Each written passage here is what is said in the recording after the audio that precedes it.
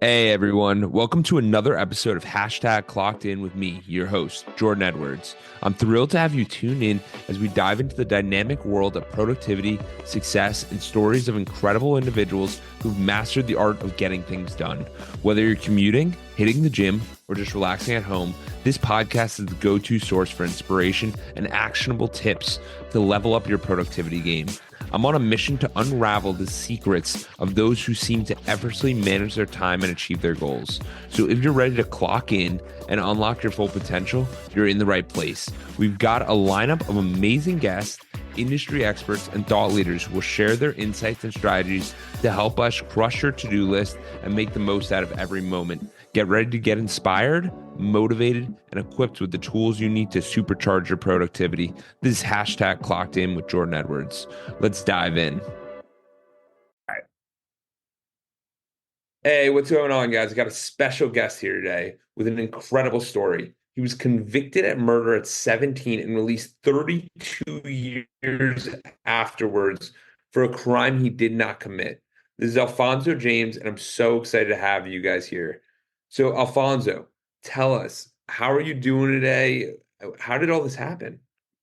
I'm how I'm doing today. That's a magical question. Haven't touched the ground yet. I'm still on cloud nine. And just appreciating life and the people. Oh my goodness, Abs- and the family, the friends. Yeah, so definitely that. And what's 100%. as far as what's going on? Oh, I'm sorry. No, 100%. Absolutely. So, for Oh, you, I know everyone's kind of interested. How did this even happen? Like, what was going on? And then what's going through your mindset mm, throughout this experience? Because I'm sitting here going, wow, that's great. Like, it's an incredible story. um, it all started when I was 16 years old, and I was about to turn 17. But just to give you a little backstory of where I'm from and what I had gone through leading up into that point of my arrest. I was born in the South to a single parent. My mother had five kids, me being the oldest. So we end up moving to Milwaukee like in 72 or 73. So Milwaukee is pretty much is all that I knew. And so when we was in Mississippi, my mother was pick cotton in the fields, and then she cleaned like the old plantation places down there. And so Yeah. education was not one of those things that was imposed upon the kids. So when we came to Milwaukee, we had the same principle. We had a poor public school system, and so I just had no need or no want or no desire to really learn anything. And then the flip side of that is that I was diagnosed as functional illiterate at that particular time, and sometimes things would be hard for me to catch on or learn from. So because I had grown so frustrated with the system and my inability to learn, I dropped out of school when I was like in eighth grade. And so I just hung around in the streets, hung around with guys that looked like me, was angry like me, spoke like me, and had no ambition whatsoever, other than just to wake up the following morning and repeat the same routine.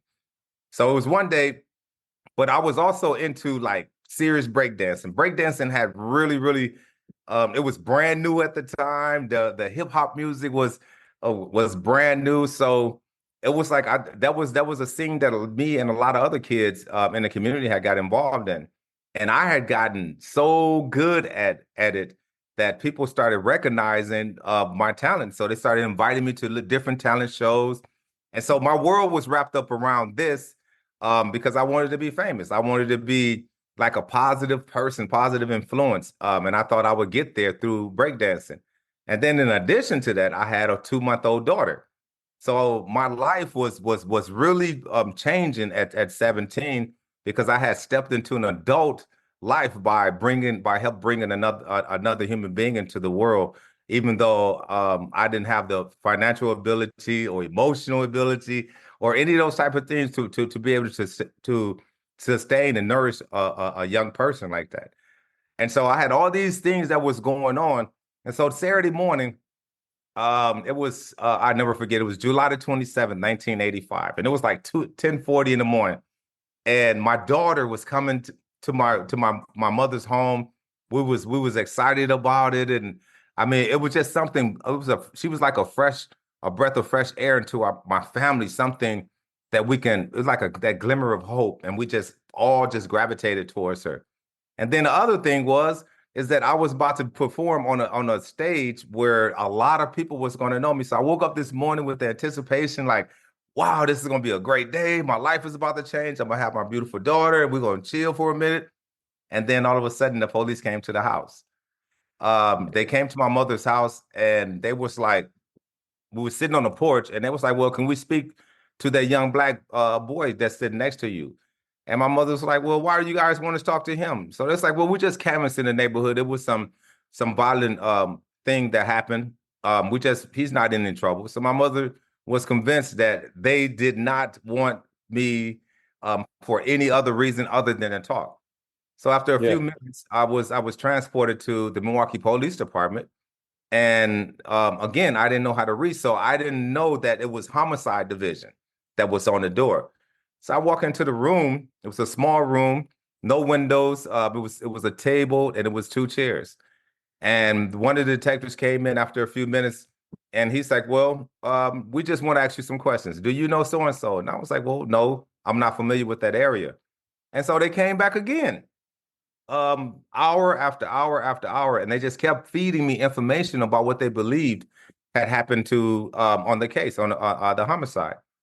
I was adamant about it. My mother tried contacting the police department, but they said they didn't have me in custody at the time, and so she was on the other side, like panicking, like thinking something really happened to me, which it did at that time. And so after 12 hours of this grueling, frustrating, antagonizing, questioning, um, they came to me. They was like, well, after 12 hours, it's like, well, your mother's in the lobby waiting on you. The only thing you have to do is sign this document and you will be released into her custody. So lo and behold, I was so excited about starting up my life again. And but this time I had a different perspective because I was being accused of something, or I was being interrogated about something I knew that I wasn't capable of doing. Yeah. So I sat there, and when they came back with the paper that I signed, and lo and behold, it was a confession. It was a page and a half confession about a murder I had never, never, never known anything about, wasn't a part of it, and I was adamant about it. And so by this being a Saturday morning, the evening, they ended up transporting me to it's called the Children's Center. That's where they have all the teenage kids, troubled teenage kids there. So they moved me there, and then they was like, well, somebody will be in to talk to you Monday morning. So I sat there like really, really frustrated because I'm trying to understand why would they question me about a murder, first of all, and then this murder, with the area where it happened, I'm not familiar with that. So why would they target me? So I'm going through all these type of things, and then it's like Monday morning. Then when my attorney came to speak to me, and I shared with him what happened in an interrogation room, and his only response was, "Those things don't happen in United States in 1985." And I repeated to him over and over, but it did happen. It happened to me. And so to fast track it, so within two to 3 months, I was waived into adult court, found guilty of first-degree murder, and sentenced to a life sentence in prison. No one ever gave me no one ever gave me um, as to why a reason as to why I was targeted, as to why I was incarcerated for a life sentence. So the mentality I had developed, I said, well, if they think I'm an animal and they think I'm this type of person, then I'm gonna try my best to become the best form of what they said I was. And so I went to Green Bay Correctional Institution, and I was just bent on like having somebody to do something to me to take my life. It had just gotten to that point because at that again, I didn't know how to read, so I couldn't really communicate to anyone through correspondence that I was falsely incarcerated. So I started talking to the staff. I would talk to anyone that had ears, and again, everyone rejected me because 99.9% of the guys or the people that's incarcerated say they're innocent of some type of form. So um, I lashed out. I ended up going to the hole for 5 years for And just lashing out. oh my goodness, that That's incredible. And so when it was that Monday morning Mhm. and they said you were going to be released to your mom, Yes. you never got released to your mom. No, I never was released. No. And in fact, they used that statement. They used my signature against me. So that was the primary evidence that they had in my case was me signing a document. There was no video, there was no audio, there was no reading of the rights, there was no allowed of my mother or an adult to come into the interrogation room with me. None of those things were allowed, but they just held me in there for I believe it was 12 hours, but according to the documents, it was over 10 hours of nonstop questioning. Which And the causes thing someone about to, it, at that point, if you're not mhm, conditioned to that, you're just yeah, exhausted and want to go home. Like, that's it. That's yeah. it. I mean, I didn't they didn't really tell me about who the person was. They would just give me information about this is what we believe. The eyewitnesses said this is what supposedly had happened. Um, but none of those things were true. So they fast tracked me in the system so fast where because at this time um in this 1985 there was hardly no crime that was of that violent in Milwaukee. I mean it was things that was going on. So that was like major news at the time. But when it came to me there was hardly any news, any articles, anything about me being incarcerated or a person getting murdered or anything. So none of these things were ever brought to the news. None of these things were ever brought to the attorney. My attorney at that particular time never investigated it. I only met him actually 3 or 4 times, and all of those times were only in the courtroom. He never went out to investigate the scene. He never did any of those type of things. So again, it was probably because of my ignorance, probably because of my literacy and a host of, and then I struggled with identity issues where I didn't I just didn't know where I belonged in the community. I didn't know how I can be sustained through the lifestyle that I was living because I was from a broken family. So now to be thrown in a broken situation, it was like, how in the world can I maneuver through this and how can I navigate through a life that that is so cruel and so harsh and the things that I had to endure, the things that I had to see for all those years, the things I had to participate in order to survive. It's like no human being should be exposed to those type of things, especially when you're innocent of something. Yeah, absolutely. I mean, that's why I wanted to have you on this podcast because it gives everyone perspective. Like, there's so many people nowadays that are like, I don't know what I want to do. I'm struggling here mentally, depression, anxiety, all of this stuff. And it's like, whoa, whoa, whoa. Yeah, Most yeah, people think through anything nearly as difficult as you yeah, went through. yeah. So during that 2 to 3 month period during the sentencing, Hmm. what's going through your head? Did you want to like run away or like was My that goodness, yeah. like All what's the going above, Jordan. I mean, just imagine, if you will. I woke up that Saturday morning. Well, actually, when I went to sleep that night, I woke up with full anticipation of spending time with my 2 month old daughter and going to perform later on that day. So yeah, my whole thought process was wrapped around that. I was a kid. yeah, I was functioning as a kid and I was thinking as a kid, but I had these great dreams and these great expectations of getting out of the community that I believe that was stagnant towards my growth. And so once I was incarcerated, it was yeah, like every bad thing that anyone had ever spoken about me, that you will never amount to anything, that you are no good, so and so, that you'll never learn. All these things became contributing factors during those first few months where I began to believe, well, if they said I was a killer, then it's obviously something in my personality, it's something in my character that would cause them to look at me that way. And not yeah, knowing, not realizing at that particular time is that one person perception is not my identity. But I yeah. didn't know how to take hold of that. But instead, I embraced it. And when I embraced it, I became something that I was totally uncomfortable with. Yeah, and that's so powerful because there's so many of us every single day, like where our bosses think something of us, or Yeah, our parents think something of us, or our children think something of yeah, us. They might all be different identities, but the truth is, like, what do you think about you? that's right. Like, what do you want to be? And a lot of the time, we always need someone else to guide us in that direction and be like, oh, tell me what I should. No, you Yeah. decide what you want to be. Like, you create whatever life you want to create. And Yeah. this is kind of a wake-up call for everyone who hasn't done that work and hasn't done that creation. So Yeah. you're going through this. When was the switch where it's like, hold on, they think I'm an animal, I'm going to try to be an animal. Like, Hmm. and then the switch back to, wait, education Yes. might be something Yeah. here.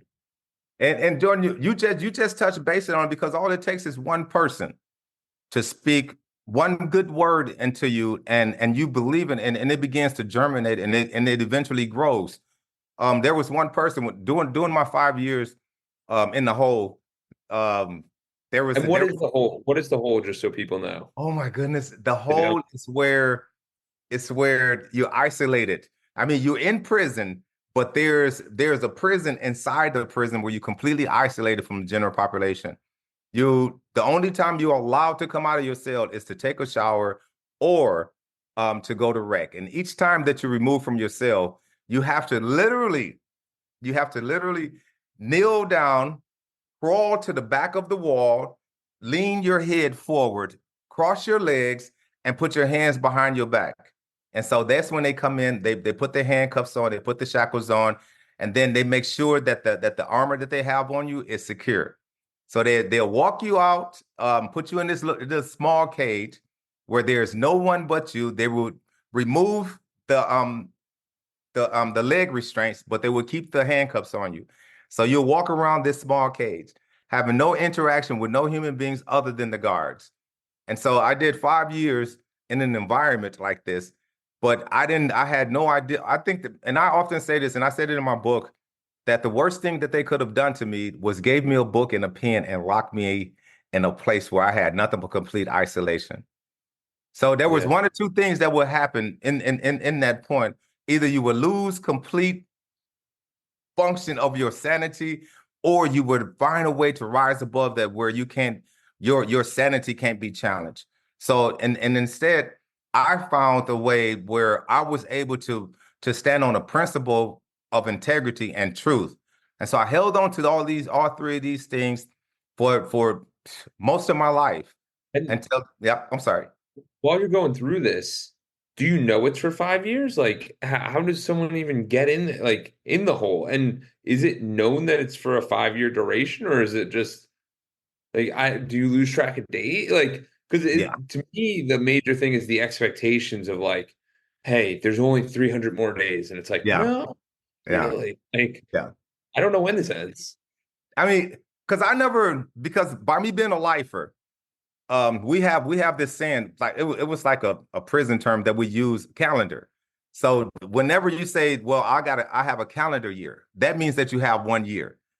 And so by me being a lifer, I didn't go by years. I had to go by decades because those were the times where I was eligible for the parole. So like I would each day, especially in the hold, times completely stops. So now you have nothing to do but sit in this isolation and really think about your thoughts. And that's another thing I learned too over the years is that your thought process is it's an important component to who you are and who you are to become. So even though I was in a negative place, I've always thought that I will rise above it because I've Yeah. always held on to the truth and I've always held on to a vision that I believe that I was given when I was a young kid. So this suffering that I had gone through, it was all part of the preparation in order to get me to that point. Because I was one of those hard-headed kids where when mama tell me, to do something, I would like stomp my feet and walk away. And so it was always with an attitude. And so once I came into the it was like the reality that once you wake up and you develop an attitude of gratitude, then you begin to Yeah. look at the needs of other people. You begin to look at, Yeah. okay, today it's not really that bad. I may be in the hole for 5 years, but today it's not really that bad. So Yeah. those are motivational talks that I used to always do. I used to self-talk myself, wake up in the morning, it's like, well, I don't want to do this, but okay, there's a reason as to why I'm being awakened this morning. There's a reason as to why these tears flows the way that they do. There's a reason why I am allowed to be in this isolation for a period of time. And so I just had to take the bad part of it And I had to start thinking about myself like I was a monk somewhere in the mountains, and I just was in a place where I was just had complete meditation and was studying. So prison was never a form of like punishment for me, but it was like a form of higher education and elevation as far as spiritually concerned. That's when once I learned to focus on those type of things, it stopped being about, okay, I'm in prison falsely. I get that part. That was the reality of it. But then there was another reality of it all too, is that there was other people that were surrounding me, didn't have the answers, but they was looking for an example as to how to rise above, even though everyone and everything around them tells them that you will never do so. And so that had been become a mission field for me in prison, as to rise above. We can do better. We are better. You are a giant. You're a great person. And I think that when we begin to affirm each other, that's when we begin to see the best, and we be able to become the best version of you. Yes. And the biggest takeaway for me there is, if you're listening, like, how many situations are you in where you just don't feel like this is the proper one for you? Like, how Wow. many times do we feel like we're not in the proper place? And that might be true. That Hmm. might not be true. It might be that you need to get to this different mindset. So it's not just the wrong place, but it might be the wrong mindset, which Right. I think is very massive, Right. which a lot of people need to take away because, like we've seen it so many times before, there's so many people living very similar lives, doing Mhm. similar activities. Some are super happy, some are super sad. Why Yeah. is that? Because Yeah. we can confront these ideas and think about things in a certain way that can change our whole perspective. Yeah. Yeah. Yeah. And I think that my story is no different than other people. Don't the only difference is that I had a physical wall that surrounded me, but I was released from the emotional wall that had kept me bound for so many years. But then once I was released and I saw the emotional prison that a lot of people out here in the community was in, and they don't know how to express the trauma that they probably had gone through, or they just don't have that person where they really can console in.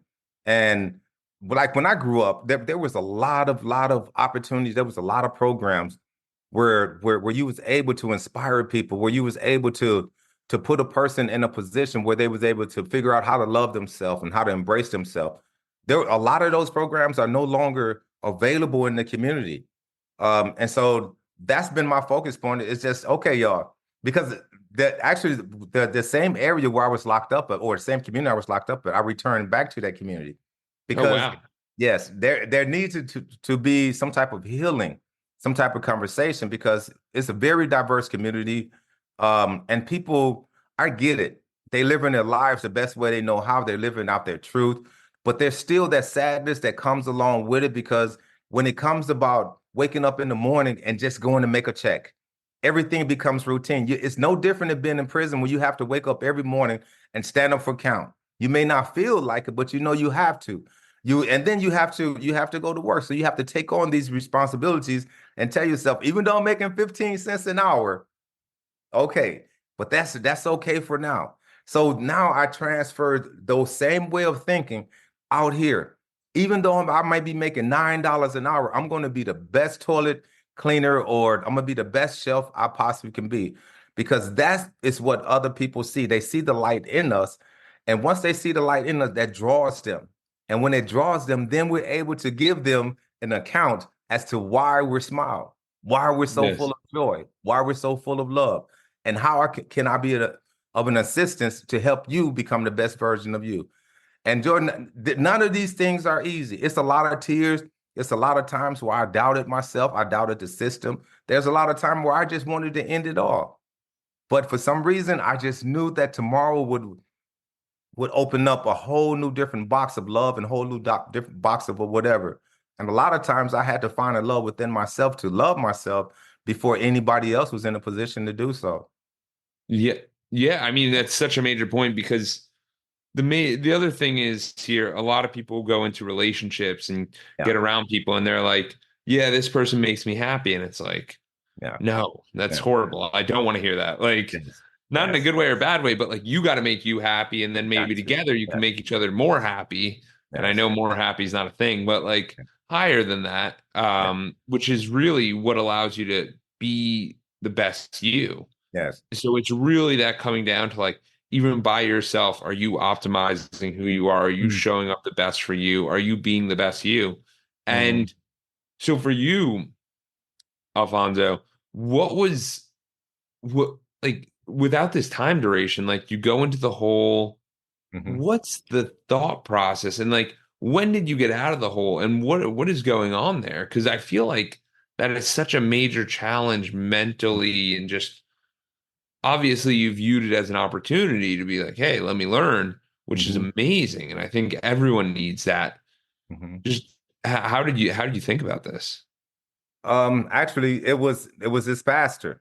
It was a chaplain, a prison chaplain, and every week, every Friday, he would come down and he would have whatever your religious preference was. He would have different literature and materials and that sort of thing. So he would come down and so, but I despised everything that he represented. I hated him. And so he would stop in front of my cell, and and because all of our names was like above our door, so of course they knew our name. So he was like, "Hey, Mr. James, how you doing?" And so I knew he was going to do that. So I had some urine. I had urine. I had this milk cup that I had been sitting there waiting on. I said, the moment this guy stopped in front of my cell, I'm going to throw it on him. So he stopped in front of my cell, and I threw the urine on him. And he did not do anything. His only response was, "Alfonso, I love you, and so do God." So for probably like 3 or 4 months straight, I went berserk with throwing urine on him. And so finally, the last time um, that I did this, he had came in front of my cell door.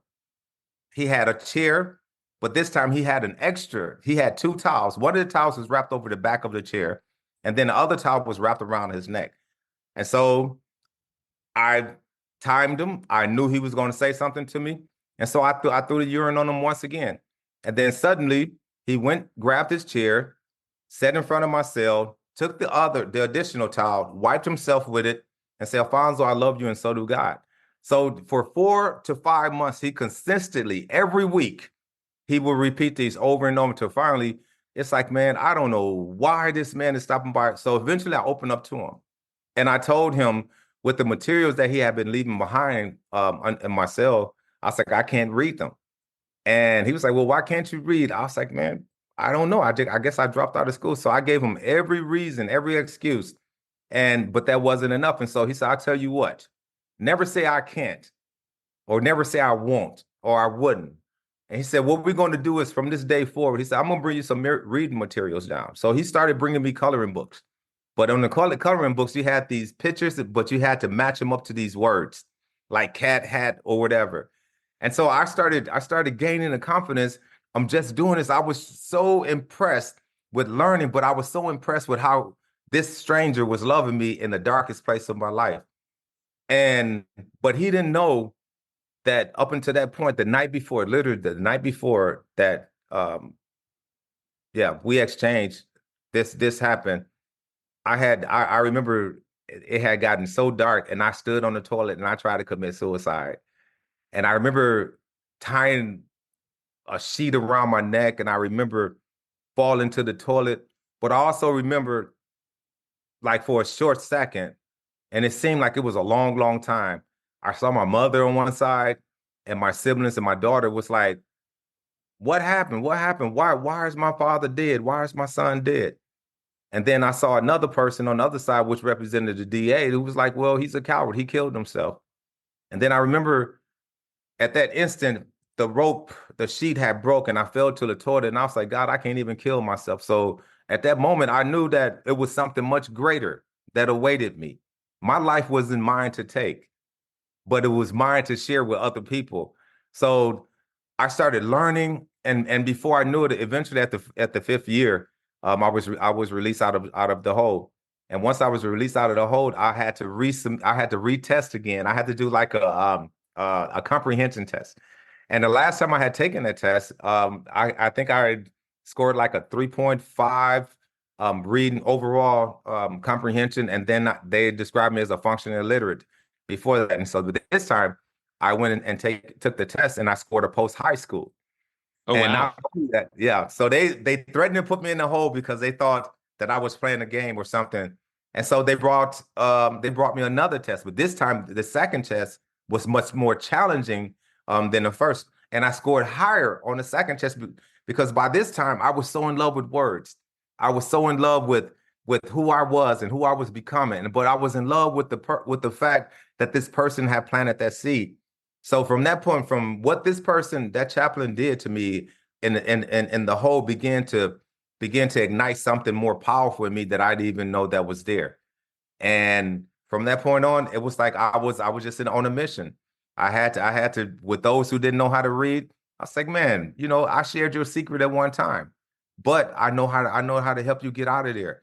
And so I just started being available for any and everybody. And so they started bringing the community in, and the community started hearing me speak, and they surrounded me, and they just started. It was just something that was so powerful that I just felt as though, okay, I finally arrived. And the last thing I had to do was finally the doors had to come open. And I would pray. I sat on my bed. I don't know if I shared this with you, but every morning the moment I walked inside of Green Bay Correctional Institution, every morning I told people I did not do it. I did not do it. So nobody listened. So I started folding my linen, my mattress. I fold everything in half and I sat on the edge of my bed. And so when the guard come around and do his rounds, I would be sitting on the edge of my bed in a position of readiness. And he would, and one time in particular, he stopped. He was like, Mr. James, you have 100 years. You only been here a couple years. You're not going home. I said, no, I'm not receiving that. I'm going to always be in a position of readiness until you open the door for me. So for 32 years straight, I was consistent with every morning, not only waking up with an attitude of gratitude, but I always woke up, fold my linen, I put my best prison pants on and sat on the edge of my bed in preparation of being released.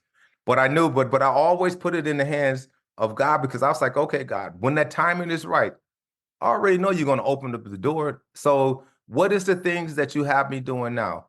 I struggle with dysfunction. I mean, illiteracy. So that was an obstacle that I knew that I had to overcome. I struggle with I used to stutter so bad, and I used to be so ashamed to speak that So I those things I had overcome. I overcame depression simply by believing on the inward child and developing that and loving that inward child. And then it begins to work the inside out. And then other people is begin to see it. Not only see it, but they feel it. It's just like when you come into someone's presence and there is something special, there's something unique about it, but you can't quite put your finger on it. That's what it is. That to me, that's what it feels like. Yeah, I love that because I think it's so important for us to figure out like Alfonso's going through this and he's not like, I'm not ready to go out. I'm ready to leave every single day. But he kept asking what skills are required for Yeah, me for this exit. yeah, And when we sit there a lot of the time, it's like, oh, did that make money? Did yeah, that? Because we're living in a very monetary world. And instead of that, it should be, did I improve my skills here? yeah, Did this get me to the next level? Did yeah, this get me to where I want to go? Did yeah, this help me along the way? Am I going to be able to use these relationships or this idea or these skills in something further in life? And once you start to realize that, then it's like, whoa, the game's open absolutely, and everyone's absolutely, ready. So absolutely. you're going through this, you do this transition. At this point, are you still like, how are people thinking about it? Like, do people celebrate birthday? Like, how do all these things happen? Like, Oh my because it's goodness. it's this Yeah. transition of like, there's all these years going on, and there's no sense of time and no sense of place. So it's like, do they even know? Like, do you even know what day it is, or it's just like, it's cold now, it's warm now, it's Mhm. hot. Like, Yeah. I mean, you just you go through those things, but Christmas is not Christmas. Birthdays yeah, is not birthdays. Even though you try to, I mean, after missing like 32 birthdays, it's like, okay. It was just those things. The only thing I knew is that every time around that year around my birthday I got locked up July the 27th or around these times, my body used to usually go through something. Um, and even to this day, it's like like 1 o'clock in the morning, I will wake up. Um, Yeah. and just go outside and hug a tree, just sit in my car or sit on the porch. It was like, wow, this is really happening. I Yeah. am really out here. So, but in there, you conscious. I think you're you're too conscious of time because like a minute out here, it's like 10 minutes in there. So everything is so slow and everything is done on routine. And what I remember when I first got excuse me, when I first got locked up, again, I was still this 16, 17-year-old boy. And I was still, into Christmas and into Easter. Holidays and like just Yeah, being I personal. was into those, yeah, because my family was still celebrating those type of things. But when you go there, I held on to the memory of it, but I never practiced the tradition of it. Because it's Yeah. just and like your kid's birthday, you get so sad because you're unable to be there.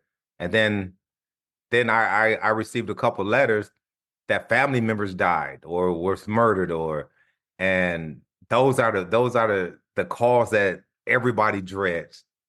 And when Yeah. it happens to stop at your door, it's like, oh my God. Yeah. So and you have to numb your feelings. You can't, like my family, whenever they used to come visit me, I had it's like you having a dual personality. In prison, you have to be stoic. You have to, if you having any type of emotion, if somebody died in your family, you can't show any type of weaknesses whatsoever. And then you get around your family in the visiting room for an hour or two, and now within that hour, everyone expects that all of a sudden that wall to come down, but it don't come down that easy. So you have to put that protective thing up there. So I had to literally like hate the things that I love more than anything. And that's not to say that I hated my family to the point where I didn't want anything or they did anything to me, but I just had to love them less until I got through that ordeal because I wasn't in any position to be an example for them.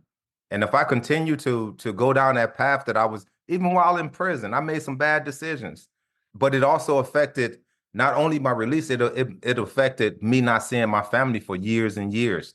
Oh wow. So, yeah, so those things are a contributing factor. It's to Wisconsin is not really a physical type of prison. It's more of a psychological, more of emotional one.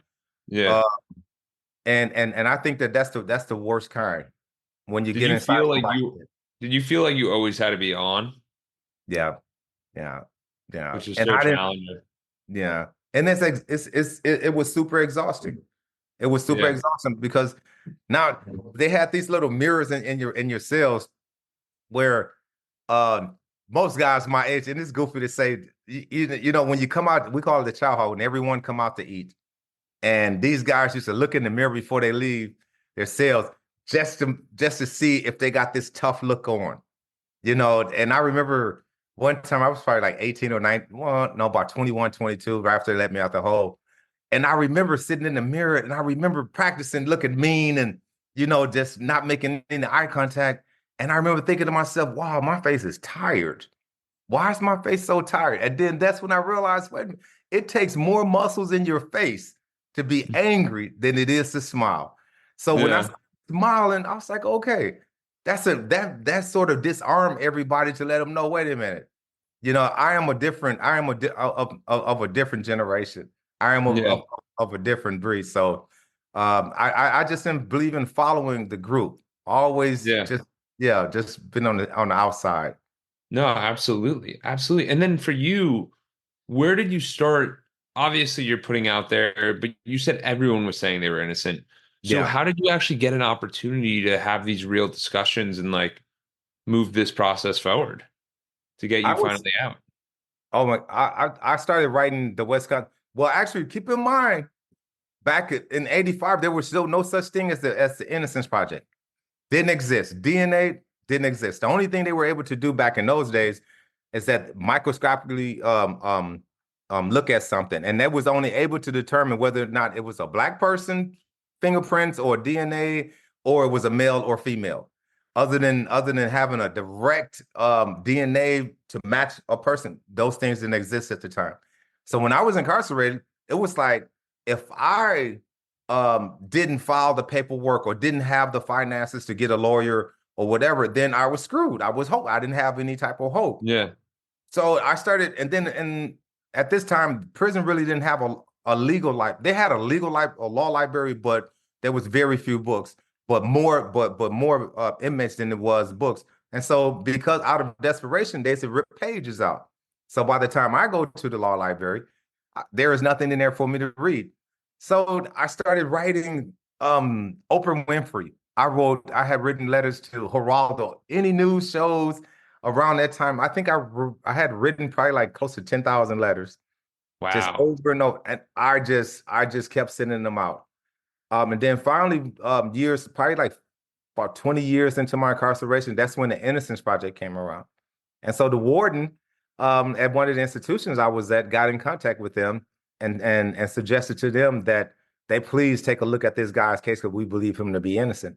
And so the Innocence Project, I was one of the first five clients that they had in Wow. Wisconsin, and we started working from there. But there was a lot of roadblocks because Milwaukee was kept saying that they didn't have any records of me in prison for the murder. And I was like, I've been here for all these years, so how did the records disappear all of a sudden? So we had to go through those type of things until finally we discovered there was some transcripts, but there were so many things that were missing. We discovered that it was 145 physical evidence that was not introduced into the case that could have beyond a reasonable doubt proved my innocence. But because of lazy Wow. police work and that sort of thing, they kind of let it slide through. So then from that year 20, it took you 12 years to finally. Yeah. Yeah. It took 12 years for them to actually accept the fact that there were some documents that was missing. There were some things that happened that transpired not only during the investigation but during the actual trial. So now all of a sudden these things is finally coming to the light. And then once I Wow. was released in 2017, my partner and we literally investigated it. We went Really? to, yes, yes, we went to every person that was a witness, every person that, we just started searching, and then one thing led us to another thing, and then all of a sudden we discovered what really happened in the case and why the cover up. And so that's Really? what we are today. Yeah. Yeah. Wow. Oh, so And you it took have that, 4 months. but you have that understanding now and that peace of mind of getting to know what really occurred. That was the thing. Because I used to try to envision like the person who died. There was never a photo of him showed in the courtroom, or I never saw it. And so Yeah. I had no idea what he looked like. And then the location where it happened, never been there before. So once I was released, I was able to go to that location, uncover some things, speak to some people in the community. In fact, about a couple weeks ago, I had went back into that community where this incident happened, and I was driving, and something just told me to pull over. So I pulled over, and there was a group of older people sitting on a porch. So I went to the porch, and I greeted them. I was like, "Oh, it's a beautiful day." I was like, "Man," and so I asked them a couple questions about the murder that happened across the street, and it was like, "Oh, it was this a young boy, and we don't know what happened to him." I was like, "Well, I'm that young boy." Oh my And God. they looked at me, and they was like, we all started crying because they knew then that they had made a mistake, and they tried to get in contact with Milwaukee County, but nobody would receive their calls. So that was the first time in 40 years that I had a chance to stand in front of them, and we just broke down and cried. And I told them, I'm not mad at nobody. It's not your fault. You're not responsible for it. And so, yeah, and that's what I've been doing, just meeting with people. And actually, we met probably with about 10 to 12 people who hadn't been involved in the case. And Oh each wow. one of us has had signed affidavits said they're pretty much that they apologize for allowing this to happen for so long. Oh my goodness. And then what is that process of getting out like? Is there Like, do some people like what does that even look like? Do they give a payment? Is it just like you're out? Like, what is this experience like? Because I can only imagine that you're sitting there and you're like, Yeah. Yeah. this is I've been in a constructed world for so long. I don't even know how to do something different. Like, Yeah. And because the legal process was taking so long. So what the Innocence Project had decided to do is that we decided to go to the parole board. I had gone to the parole board 21 times and was denied. prior. Yeah, and denied. And each time I went to them, I've always shared with them the same story over and over and over again. So I was like, well, what if we take what the documents that we do have, which is the DNA, which is the eyewitnesses account, and then we actually built the case and showed what really happened. What if we build these things and present it to the parole board? Let's see what happened. And so probably like after 4 or 5 times of submitting these documents, it just kept getting more and more overwhelmed to the point where it was like, well, we don't even know why we're holding you. You've been a model prisoner for the last 20 plus years. You continue to say that you were innocent of the crime. Now we believe you. So now we're going to parole you. And so once they paroled me, that's when the work for me began because Innocence Project, their only obligation is Is to to get get you you out of prison. released. Yes. And so once I got released, it was like they would say, okay, Alfonso, we have these other people that are in prison that need our undivided time. So we don't have the resources, the money, or anything like Yeah. that to really further. And so I met a partner when I was first released. I was still this 16, 17-year-old kid. I never drove a car before, never lived on my own. And so everything was really, really fast and new and frustrating because I had missed out Of my so many family years said of I was development. Yeah. yeah, yeah. And so I was still stuck. I was this model guy who elevated in prison, who was success story in prison. But once I got out here, it's like, oh my God, what do I do now?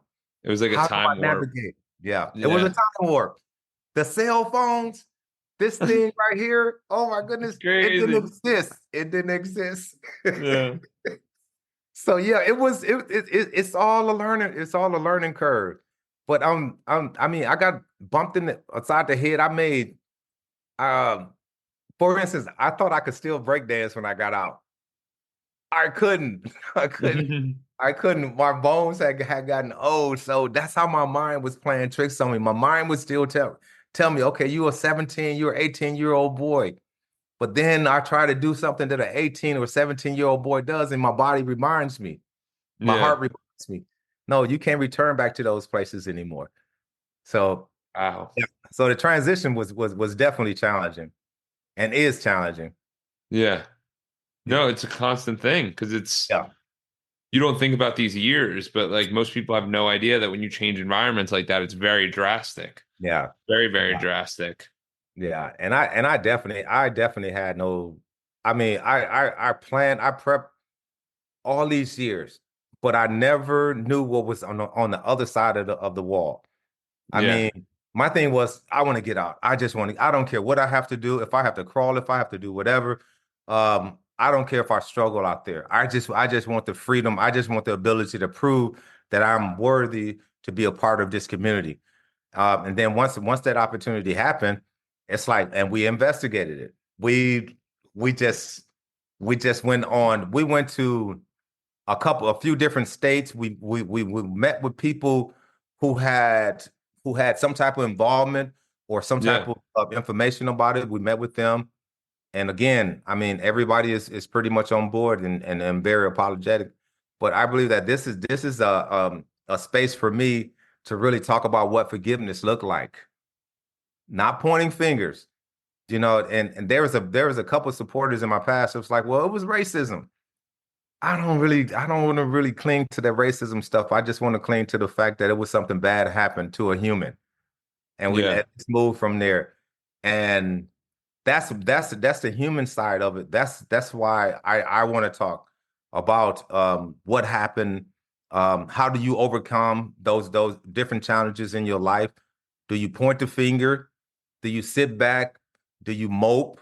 Or do you dust your knees off and say, okay, I'm a trooper. I'm strong. I'm determined. This didn't deserve to happen to me. Now I'm going to make my own course. I'm going to make, Yeah. yeah. And that's what it boils down to. Just knowing who you are and willing to do whatever it takes to get there. Yeah, I love that because it's so true. There's so many of us that are so held back Mm, and we're in our own prisons in our mind. And it's just like, you got to realize that you create you. Like, no matter where you're at today, that was 5 years previous to your decisions. mm, And we don't, I don't think there's enough accountability. It's like, mm, oh, he got lucky with that, or they got stuck with that, or this got happened. And so your ability to, even when this is like one of the toughest things I've heard from people and like your story, and it's like, I'm still hey, I'm still accountable for what occurred. yeah, Like yeah, it's still this accountability thing because like if I go playing the blame game, I could be a victim the rest of my yeah, life, and then that's yeah, not a very empowering belief for me yeah, because that doesn't allow me to build and create the life I want to in the future. Because yeah, I'll just constantly keep blaming everyone, yeah, yeah, which is yeah, you yeah. see it a lot nowadays where everyone's blaming Oh something my for goodness. somebody. Like For hey, there some. was traffic and like that person crashed into me and it's like your car's broken. You crashed into them. Like It is so insane. And that's something that's like it's all brand new. It's like you look into the eyes of people and you see their souls, you see the woundedness behind it, but you see something else that comes out. It can be in a yeah, form of anger, it can be in form of depression, but they just don't know how to get it out. And it's like these young people, they have all these dreams and this vitality and this system being, but then all of a sudden something in life comes on them and it deters them from what their purpose and what their vision is. Now they hold on, they cling to that unforgiveness. They cling to the fact that, well, I was wrong. Okay, I think 99.9% of us has been wrong one way or another in this life. But where do you go from there? It was some wisdom that a person shared with me one time. I was so bitter. I was so angry. I was like, man, why did you do that to me? And then this person left. And then he came back like a week later and he stopped by my cell like nothing happened. And he told me, he's like, Alfonso, you spent a whole week of wasted energy mad at me for saying something to you a week ago. Just imagine if you had channeled that energy to something positive and thought on those lines, you wouldn't have been miserable like that. And so it was something that dawned that clicked on me when he said that. And I was like, no, I'm not gonna let nobody rent space in my head but because now you're giving them authority to do whatever or say whatever to you. 100%. And that's so powerful because I know people, thank God it was only a week. I know people who have dealt with that for years. Right. And then even if it's someone who passed away, they're like, "Blah, blah, blah, blah." And it's like, dude, there's no one to talk to. Right. Like it's just you. You got to Right. figure this one out on your own here. Right. And 'Cause it's it's ideal. true. It's true. And it's one of the major things for me that I always found super interesting about this is like we talked about it a little bit on the pre-call, but like as people leave, they have a hard time with this acclimation. So they Mhm. decide to come back because they enjoy the rigidness. So when you left, I know it's something that you wanted to do for so long. How did you obviously you went through the investigation process, but like what's next? Like, how do you even think about like a job or a house or any of these things? Like, because it's all so does the Innocence Project help you out? Like, was there like how did all that work for you? Once I was released, I was pretty much on my own. I had to figure some things out, and then I was at the mindset where um I had been in prison by myself. My mother wasn't in the cell with me, my friends, or nobody. So I had to figure out how to take care of Alfonso. And when I got out, I still had that mentality where I had to figure out how to take care of me. And Milwaukee had changed so much. It was a lot of places that wasn't there anymore. So I'm the navigation on the phone, didn't know nothing about it. So I'm getting lost like 2 blocks away from the places I was destined to go. So I got out. I was like, man, I don't know what I'm going to do. So the first thing I did was I went to a church. I volunteered. They have because I have a culinary arts degree, and I went to a church and I volunteered for their hot food program. But they was like, well, we have nobody. Well, we have a person, but we do need a janitor. It's like, okay. So they didn't have any chemicals. And so I went and purchased some chemicals with my prison money, release money, and I bought a couple rags and I went in the bathroom and I cleaned the bathroom. I went in other areas of the church and I cleaned those areas. And they was like, well, and mind you, nobody knew I was in prison, had gone to prison. Nobody knew this. I was just trying to show my work ethic and my character.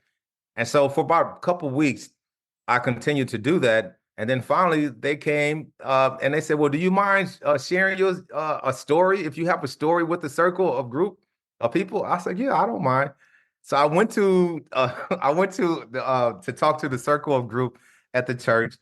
And before we finished, the whole room was just bawling. We were just crying. It was like, we didn't know you was in prison. I was like, because I'd rather for you to get to know me first. In regards to what my reason was for going to prison, I just wanted people to get to know me. And so once that happened, it was like everything began to open. I went from making 15 cents an hour to then when I was released, I made $9 an hour, which is not sustainable at all for a decent life. But I was okay. I was okay.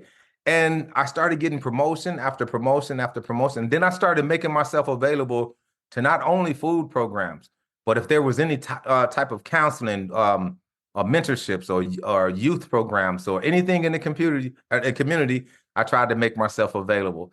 But I was on the other end, I was struggling with rent. I was struggling Yeah. with depression. I was struggling with gas. I was struggling with all these other things, but I was determined to show up. I don't care what. If I was going to show up and be the best version of me. And so as a result of that, this is where we are today. Now it's like we're writing a book, working on Incredible. podcasts, and and the host of now I get to travel and then share my story. And then I met great friends like you, my friend. So it's just so many great things from hard work, from hard Yeah. work. Yeah. And that's kind of what I want everyone to realize is that the path is never the same for anyone. No. And what you're doing today might not be a reflection of what you're doing tomorrow, but there are challenges and there are struggles. But like through working through that and getting through those points, then Yeah. starts to become optimal and you're able to do these things and you're able to get to that next level and that next step. So I Yeah. think it's super important for everyone to realize this because sometimes we're so hard on ourselves and we're like, by 22, I haven't like made all this money yet. And it's like, you're 22, like give it a break. And Yeah. it's not always the gauge of like, let's gauge, because I think in America we have this problem where we gauge a lot on like, hey, the more money you have, the Yeah. more successful you are, the more happy you are, which isn't true. It Yeah. comes down to these relationships and who we are and what we want to become.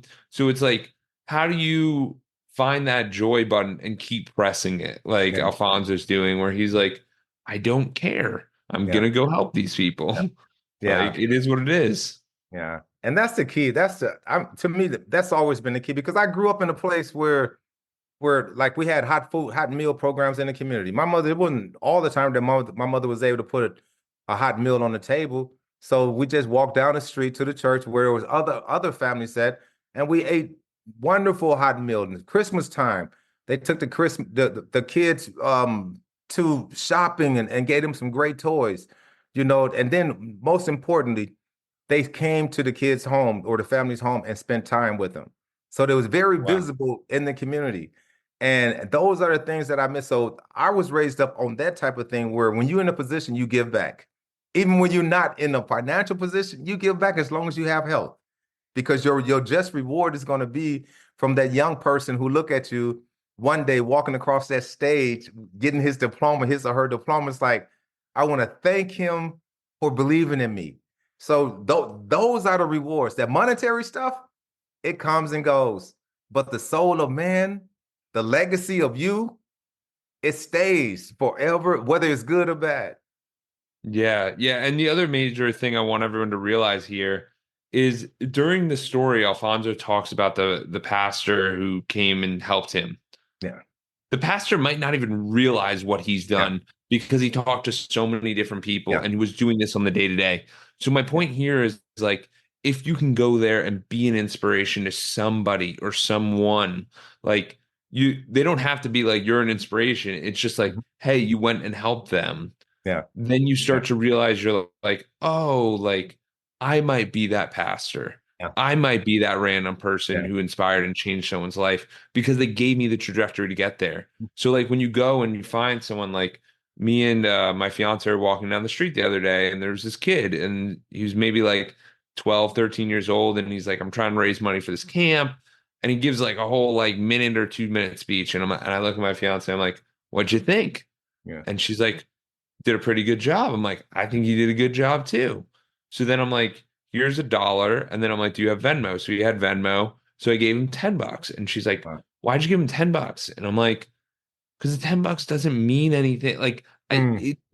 it means so much more to him than Yeah. it does to me. Not saying that I don't respect money and all Yeah. that stuff, but it was just like this kid might have been walking down the street. It's hot as can be in Tampa, Florida. And he might have been like, dude, this sucks. So Yeah. many people have said no to me. And like, there's that one guy who's like, whoa, I asked that guy and he gave me Yeah. some money. I can Yeah. go ask another guy. I can Yeah. go find another girl. And it's Yeah. that little token of like, dude, people sit there and don't realize how much they have. Like, look in your closet. Why do Yeah. you have 100 shirts? You Yeah. wear five. Yeah. Like, Yeah. you know what I And mean? And and that's the key. Because I mean, my childhood wasn't the worst. There were some things that was, you know, sometimes kids want something they see on TV or they see a pair of shoes or a pair of pants that they want, but my mother couldn't find those things. So a lot of things that I wore was like secondhand. And I remember I had two pair of pants and three shirts, and I had to wear that for, oh my goodness, months and months. And the kids are so cruel in school where they noticed, and so I started getting teased and that sort of thing. And I was like, one of these days, I'm gonna have so many pair of pants and shoes that people will never tease me again. And the first thing when I got out, I went and bought me like 20 pair of shoes, 20 pair of pants, 20, and when I bought it, I was like, oh my goodness, this is just a waste. And I took half of those clothes that I bought and I went and gave it out to people that I knew that needed. So yeah. and that's how everything just keeps me balanced like that when it's because it's real. Yeah, for sure. And the further people get along in life, they start going, I need this, I need this. And you don't Mhm. realize what, how much further everyone, like, Yeah, you can get a hand up, but you can also give a hand out. And like, yeah, you can help people out. And like, I just think like your story and stories like this, where it's like, dude, don't be like, yeah, I can't share anything. Like, no, you can totally share. And it's like, well, they didn't give me anything in return. Good. The yeah, giver's yeah. gain.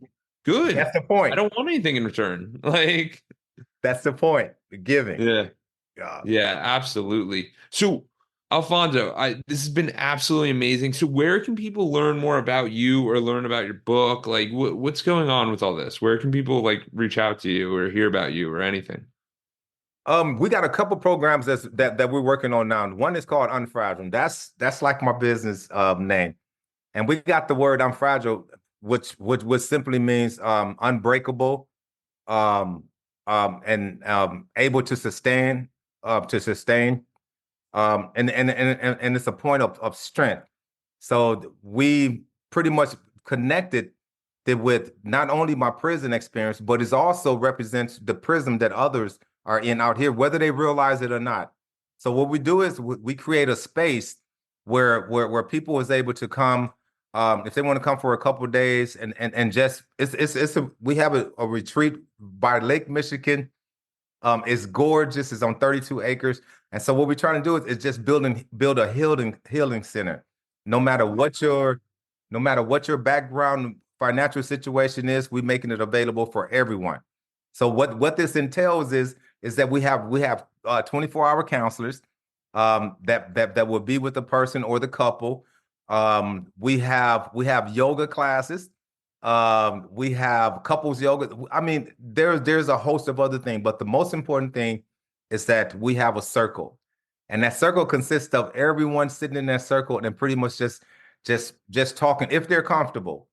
And so we have food that we also plan on preparing.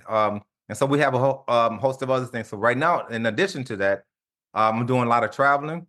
We're in the process right now of setting up all the information and that sort of thing. So hopefully by next week we'll have all those things up. All good. Yeah. What you can do is just send me that over text or an email and we'll be good to go.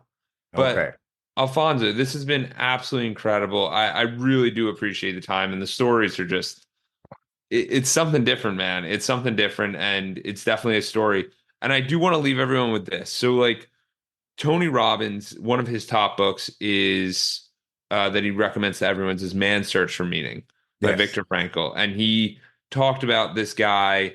And basically, what ended up happening was he was in the Holocaust and he was in a concentration camp. And he talks about his survival and how he thought about these things and how he overcame that mindset and overcame those challenges. And in our pre-call, when I spoke to Alfonso, I thought the same thing. I was Yeah. like, dude, you remind me so much of Viktor Frankl. He goes, little did I know, Viktor Frankl actually came and spoke to me Yes. 30 years Yes. ago Yes.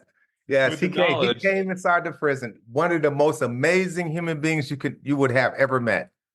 Yeah. No, absolutely. Because here's the thing, and this is one of the reasons I love doing the podcast, is because it passes the stories on. It lets people hear these things and it lets people things grow. So I'm grateful that you came and shared some time with us, and I'm really looking forward to seeing what we could do together. Yes. Incredible. Yes. Thank Awesome. you. Thank you for reaching the end of the podcast. For that, we'll give you a complimentary coaching session in the link below with Edwards Consulting. Hope to see you there and have a great day and keep clocking in.